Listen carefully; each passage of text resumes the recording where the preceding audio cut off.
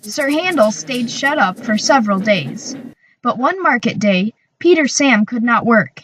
He needed repairs. Sir Handel was glad to come out. He tried to be kind, but the coaches didn't trust him. They were awkward and rude. He even sang them little songs, but it was no use. It was most unfortunate, too, that Sir Handel had to check suddenly to avoid running over a sheep. "He bumped us!" screamed the coaches. "Let's pay him out!" The coaches knew that all engines must go carefully at a place near the big station. But they were so cross with Sir Handel that they didn't care what they did. They surged into Sir Handel, making him lurch off the line. Luckily, no one was hurt. Sir Handel limped to the shed. The thin controller inspected the damage. "No more work for you today," he said. "Bother those coaches. We must take the village people home and fetch the tourists, all without an engine." "What about me, sir?" said a voice. "Skarloey," he exclaimed. "Can you do it?" "I'll try," answered the old engine. The coaches stood at the platform. Skarloey advanced on them, hissing crossly. "I'm ashamed of you," he scolded. "Such behavior.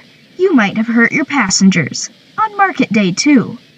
"We're sorry, Skarloey. We didn't think. It's that Sir Handel. He's—" "No tales," said Skarloey firmly. "I won't have it, and don't you dare try tricks on me."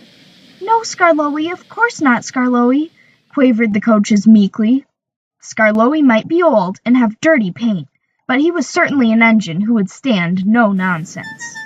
His friends crowded round, and the guard had to shoo them away before they could start. Skarloey felt happy. He remembered all the gates and stiles where he had to stop, and he whistled to his friends.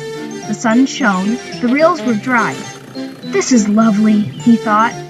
But presently they began to climb, and he felt short of steam.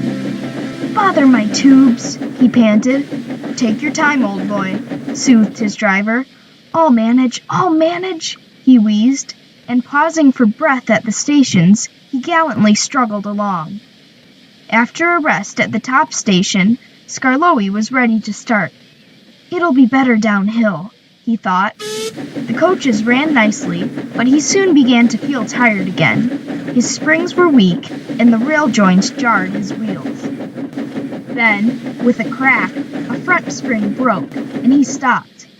"I feel all crooked," he complained. "That's torn it," said his driver. "We'll need a bus now for our passengers." "No," pleaded Skarloey. "I'd be ashamed to have a bus take my passengers. I'll get home or bust," he promised bravely.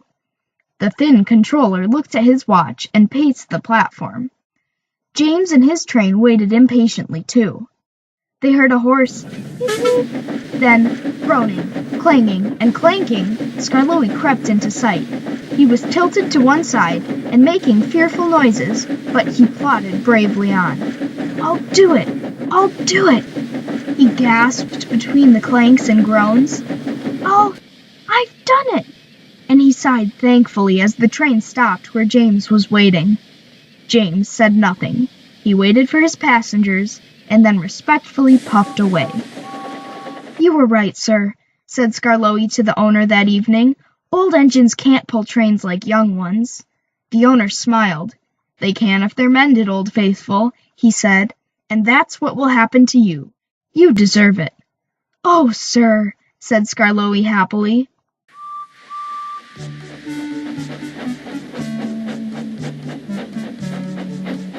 Sir Handel is longing for Skarloey to come back. He thinks Skarloey is the best engine in the world. He does his fair share of the work now, and the coaches never play tricks on him because he always manages them in Skarloey's way.